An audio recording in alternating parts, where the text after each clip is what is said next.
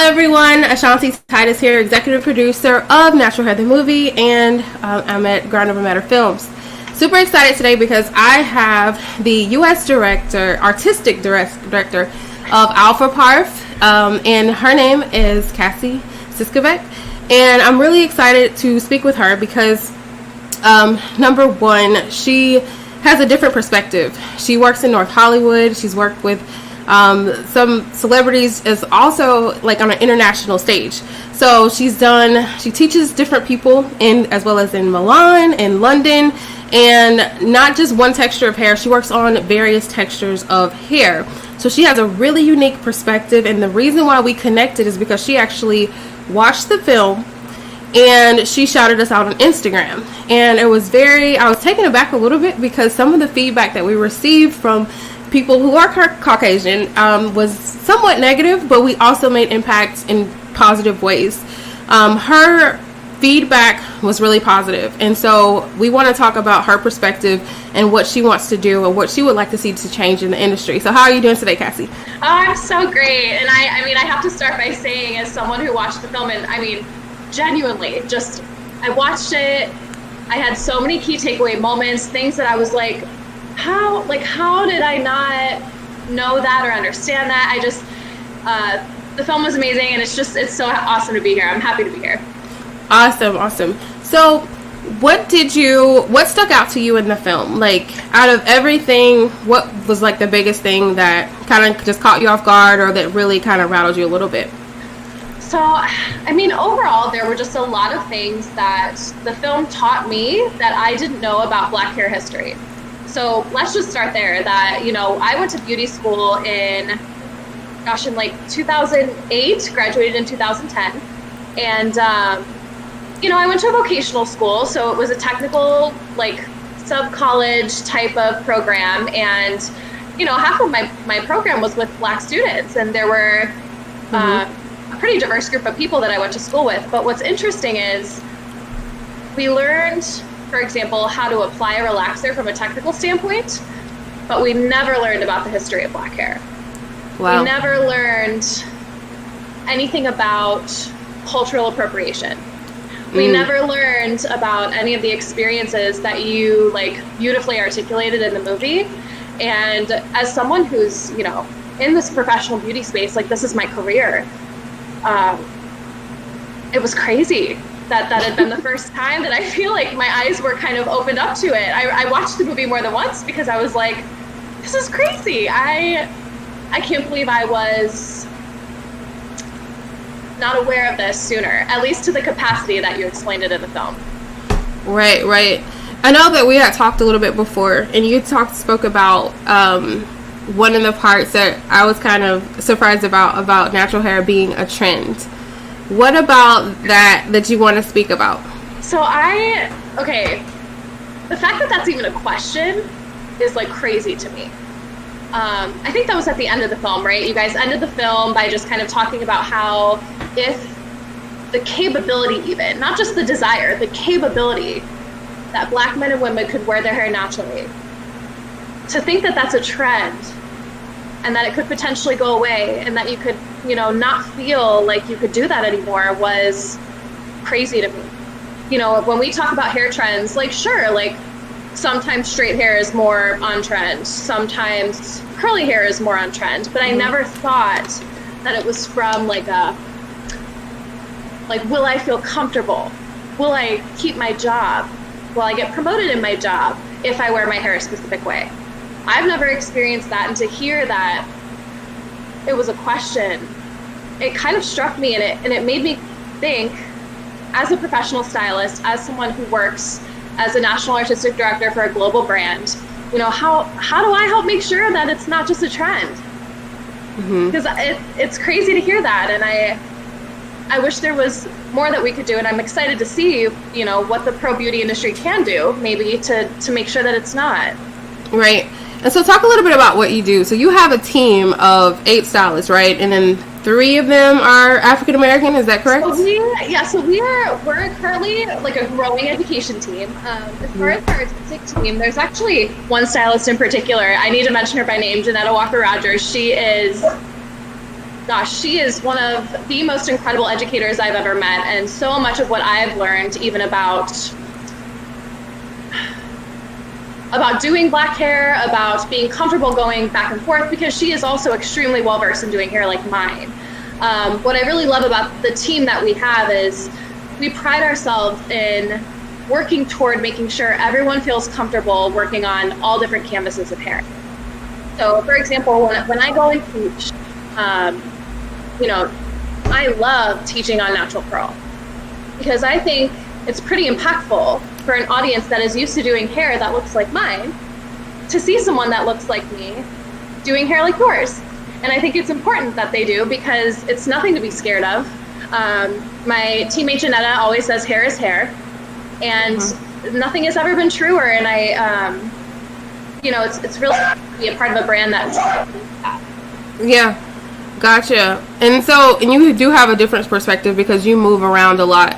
And one of the things that we talked about was like being in Hollywood. I've heard some black actresses say that there are not a lot of trained stylists who know how to do our hair. So a lot of times they, you know, have to resort to wearing, you know, wigs and things like that for the role, but they don't necessarily want to. right. And that's a really big thing. And I sent you an article. About you know, what's going on in New York with the Crown Act and what actually prompted that. Did you want to speak on that a little bit? Yeah, well, I was actually really surprised because I had heard of the salon and the salon owner before. You know, that's someone that I had presented with before on stages, and to not know that, to not be aware that discrimination was happening at a salon in New York, like currently, it sucks. Yeah. It sucks that it took me this long to know that, and it sucks that it's still happening.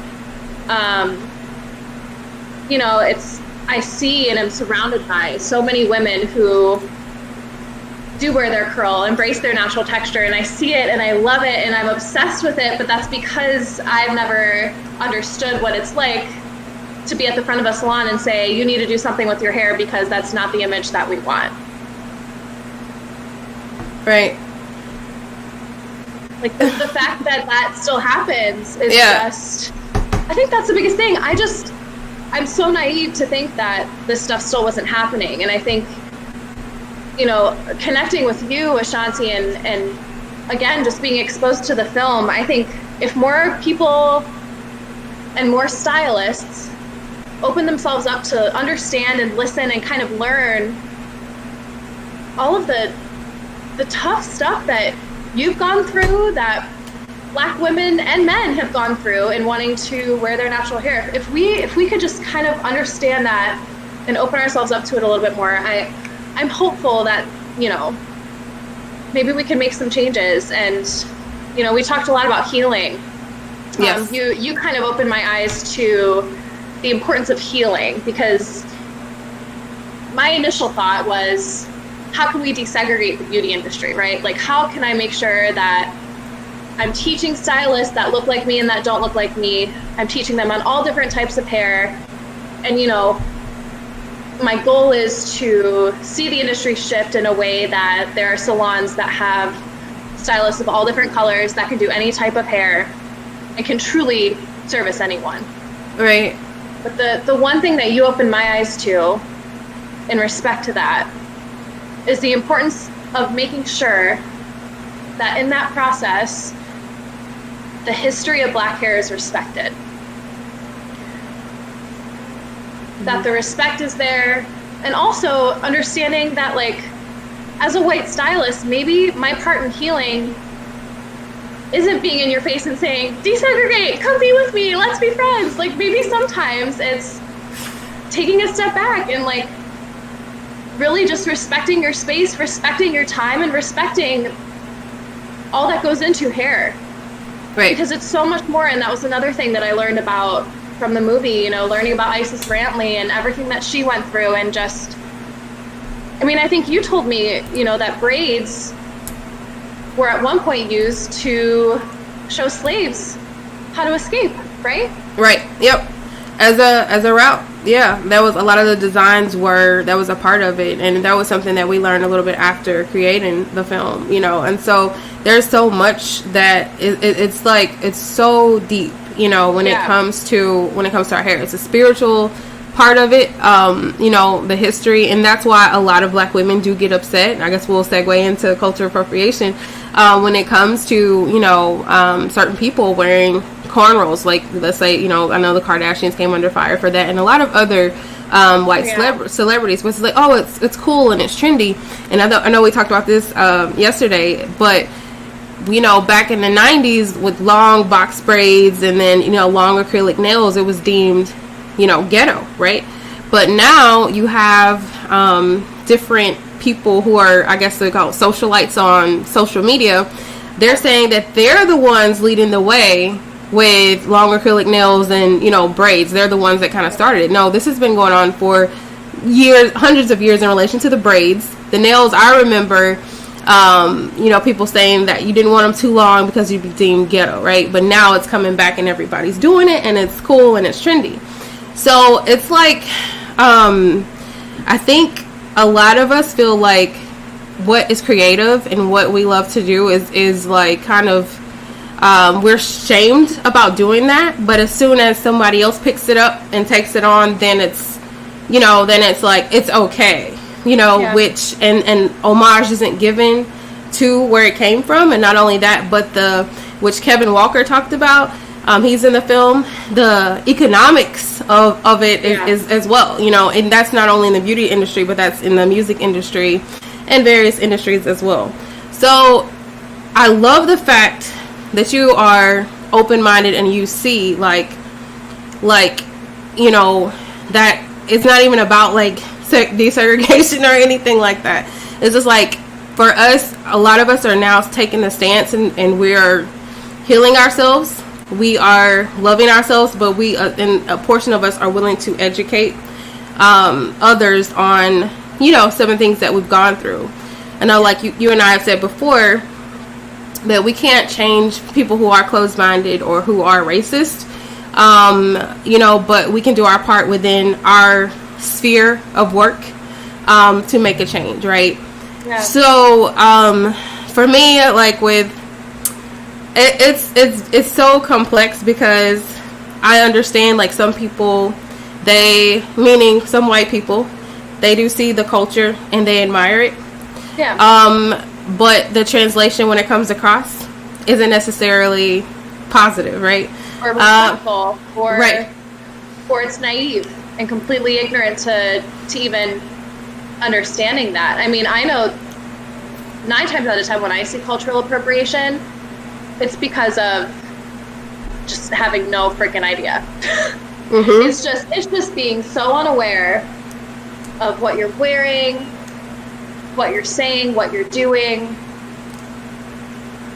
Yeah. And continuing to do it without taking the time to understand, where did this come from? Where did I find this? Where did I see this? Like, how did this even come into my life, and how do I respect that, especially with beauty? Like, I feel like beauty has made some really powerful strides, with makeup and with fashion, but hair is one of those aspects of beauty that I feel like, we have some really incredible stage artists that are, working Fashion Week. Naima LaFond is one. She works New York Fashion Week every year. She does Christopher Rogers show, and she is such an incredibly talented, beautiful Black artist. And, more people like her are emerging and are strongly saying the ways that the beauty industry needs to change. But I do think that, as someone who is obviously a white stylist, I think part of that respect too, from the pro beauty perspective, is making sure that we're elevating other Black artists, that with cultural appropriation, if you want to do something that's part of another culture or someone else's history, it's important to learn about it and honor it, right? And have a team of people that know it and have lived it, right? And who understand it on a deeper level. And that's like celebrating it, right? Versus sometimes when people just do it because of the look, and that's right, missing a whole huge chunk of it. That's like a a huge thing that I kind of took away from this movie too. You know, a lot of my background and my training has always been in like the science and chemistry of hair color, and I love the artistic aspects too, and I think that's kind of come more with my personality. But what I was missing that whole time was the history behind hair, right? The culture behind hair. Other than my own, I was never exposed to what that is.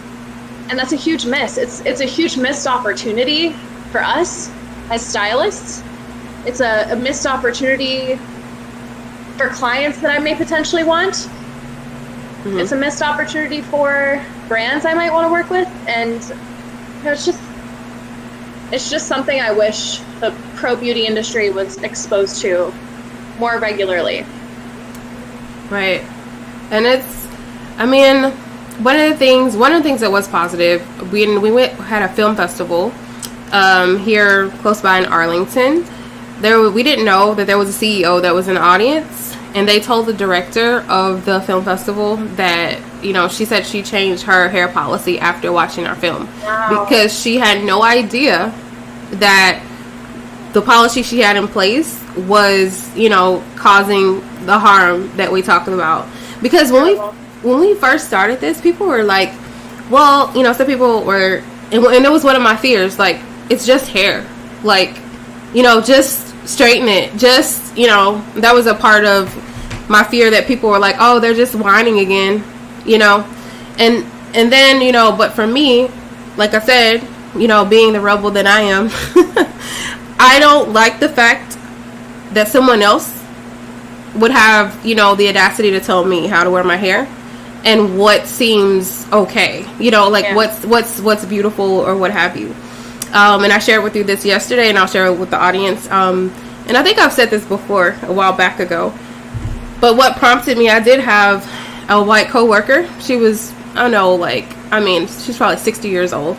She was at the company for over 20 years. I'm there. I'm a 2-year, you know, person. And once I went natural, she did say, you know, you look more sophisticated when you wear your hair straight. And I'm like 24 years old. And I'm just like, okay. And I'm thinking to myself, this could go a number of ways. I could end up in HR by telling this lady off, you know, number one. Number two, I could just nod and say, oh, thanks. Or, you know, just, you know, to have an educating moment, which I've had to do plenty of times at that particular place. But for other people, you know, and I was able to kind of brush it off, but it bothered me. And this was a part that was one of the, I think, pushing points in my life that kind of also helped prompted me to do the film as well. Like one of the many statements that was told to me in this short amount of time of me choosing to do something healthy for myself. But other people, they've experienced way worse. You know, we had a young man that we saw in New Jersey. They had him cut his dreadlocks off in the middle of a wrestling match in New Jersey. I think I saw something about that. Right. And so people are being kicked out of school, and one of my contracts ended. A lot of people that follow us know. One of my contracts ended like the day after I went natural, and nothing changed. My work was the same. And then all of a sudden, you know, there's no, you know, it's there. So people are having to scramble to figure out how they're going to have their livelihoods, you know, their needs met.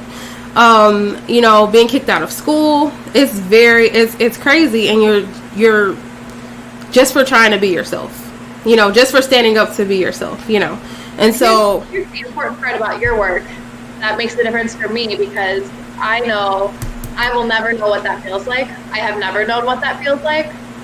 But if I ever had a client that went through what you went through, I would want to at least come from a place where I understand that you've probably been through some shit because of your hair. And I mean, it's the best way that I can take care of you. It's the best way that I can help you. I mean, why do we go to hair salons? You know, black or white, why do we go to hair salons? We go to hair salons because we want to feel beautiful. We want to feel confident. We want to switch up our look. We're maybe feeling like it's a new season and we need a change, or, I mean, And for you, it's been a lot more than that. Like, the list is so much deeper for you as to why you go to a hair salon. Maybe it's because you have to, because you were told to. Maybe it's because you're afraid that you're not going to get the job you want. Like that, those are things that I wish more white stylists specifically could kind of open ourselves up to listen to. Right. Because those are things that I'll never understand and I've never experienced, and I wish I knew sooner in my career, and I'm grateful to be learning about this more and to be given the opportunity to respect this and put this where it needs to be in terms of priorities of as, you know, a young leader in the beauty industry. Where do I want to see it going? What changes do I want to see? And you know, this is a huge part of that. For sure. And it's definitely a journey. I know there's a lot of, you know, opportunities as well for people to learn, you know.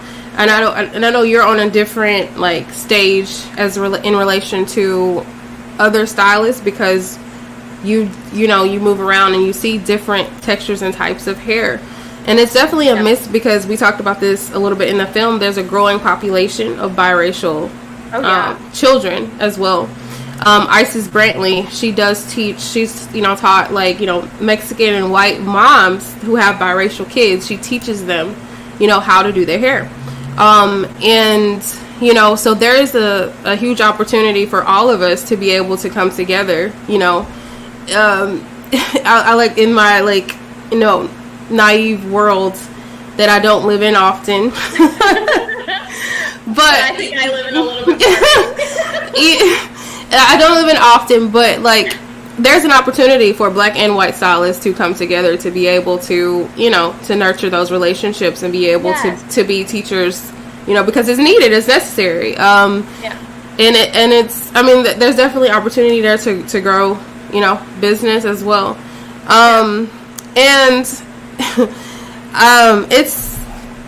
it's pretty interesting. I didn't know if I wanted to get into the question. I'll go ahead and put it out there. I put it in a question on Facebook on the natural hair group, not our group, but a separate one. And I asked them, I was like, would you go to a white stylist to do your hair? You know, if they were proven and they had the capability to do so. And it was crazy, the response. It was like a half and half split. I'll say a couple of the things that they said. One of the ladies, she said not on the 31st of February, like, you know, and, you know, and then there were others who said if she had the proven capabilities and a track record of doing so, that she would go to a white stylist as long as they made her, you know, look beautiful. But in light of George Floyd, the Floyd situation, I know a lot of us are actively looking to support each other, right? And a lot of us have awakened to that. So it really just depends, right? And I'm literally a documentarian peeking my head into an industry because of a problem that I had.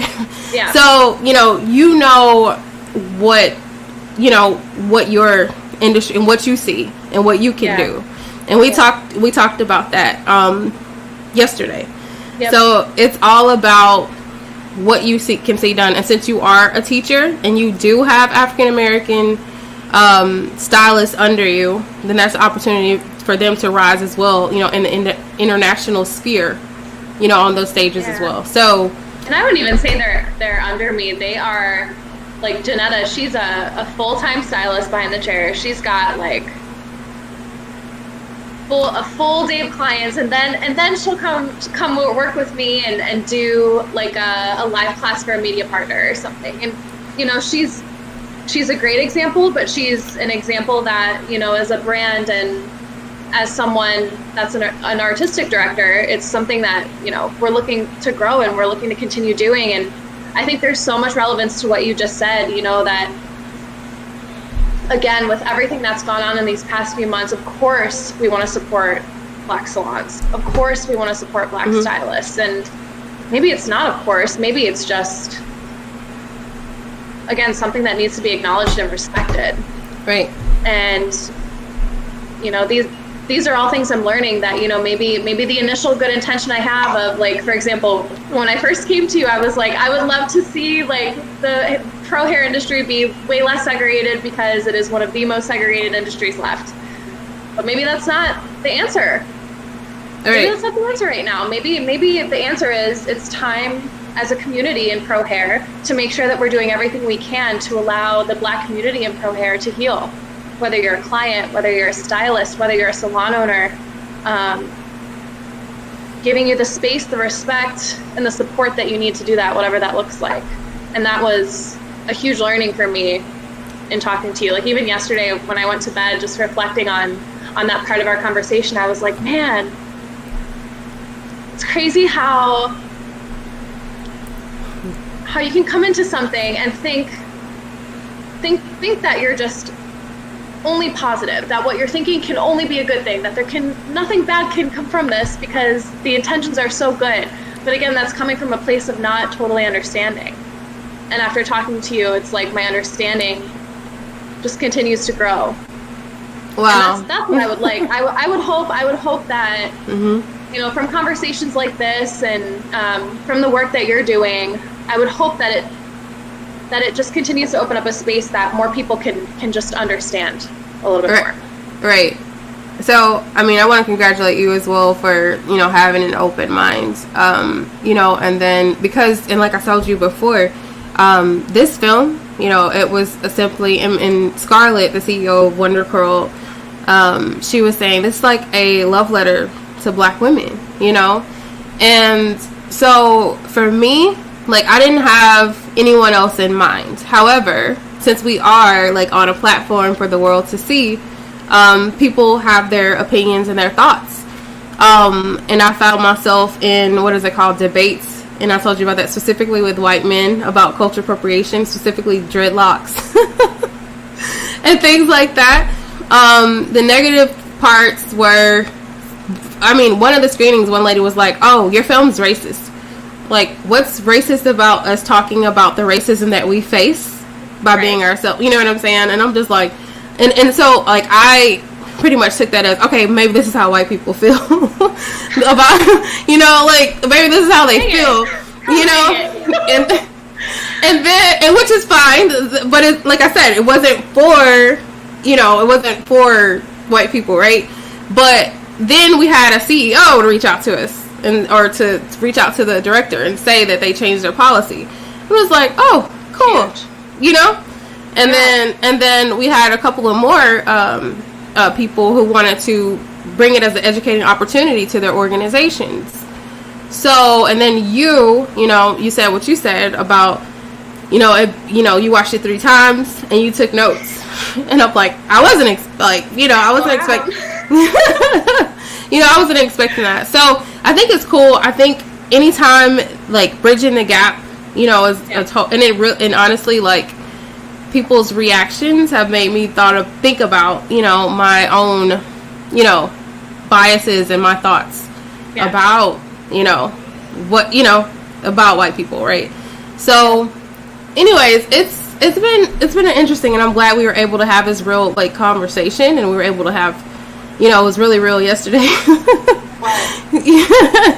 So, yeah. It was impactful, though, and that's the incredible thing about conversations like this. Like, I think they're initially low-key uncomfortable. Like, let's be real. Like, I know for me, it's scary. There's a scary feeling of saying something wrong or coming off the wrong way. Again, from that same mind space of, I know in my heart my intentions are good, but what I'm learning is I don't totally understand. So I feel like that fear is relevant, and I'll never understand, and I think it's a good thing to be aware of, but that doesn't mean that you shouldn't be brave and step into the space and try, because this is such a beautiful example of connecting with someone, connecting with your organization, your team, and expanding what I thought was already a pretty solid foundation of, being an advocate, being an ally, and trying to make a positive difference. And now I just feel like that passion is even deeper, but it's now coming from a place and having a perspective that I just wouldn't have had otherwise. Well, I know my crew, my team, the director, which is also my husband, we are excited that, you know, the film is making the impact that it's making, you know, and I have to, you know, thank God for that, and I'm just very grateful, you know, something that, you know, me, this disgruntled young accountant, you know, something that I was experiencing, other women were experiencing as well, and then for people to get it, like to understand and being able to shed light and educate, and I'm starting to fall into my purpose, right? And so that is major. So I'm so glad that you took the time out to say, you know, how the film affected your life and your perspective and how you want to make change. And it's so crazy. It's like a ripple effect, like, yeah, you know, and different. It's insane. So Cassie, looks like we're out of time, but it's been a great conversation, and definitely want to keep in touch, and much success to you for all your future work. Thank you, and, you too. Yeah. You too. I'm so excited to see what you guys continue to do, and I know myself and my team at Apple Park Milano, we were just over the moon to have this opportunity, you know, for you to have me on and to talk to me. So thank you again. Thank you for being open to helping me learn. Thank you for being open to my perspective, and I just can't wait to see what you continue to do and how it continues to shape and inspire me. For sure. Awesome. Thank you so much, and y'all go ahead and follow her on Instagram, as you can see her handle below, Cassie Siskovic, and stay tuned. We have more amazing things coming up, and until next time, y'all, stay beautiful and stay great. Have a good night. Bye. Bye.